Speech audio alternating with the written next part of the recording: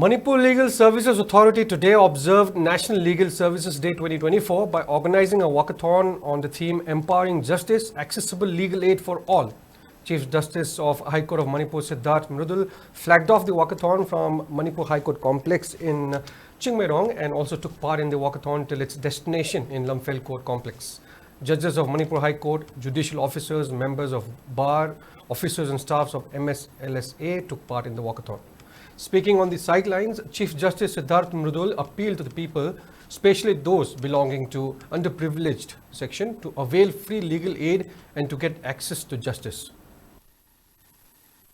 We want to provide free and competent legal aid, right? And this is the day on which it came into force. So we celebrate this day all over the country, in every state, in every city, in every district. The idea is to tell the people, particularly those who are consumers of justice and those who belong to disadvantaged sections as defined in the Act, that you have access to justice and that we will provide you free legal aid and competent legal aid. That's what it's all about.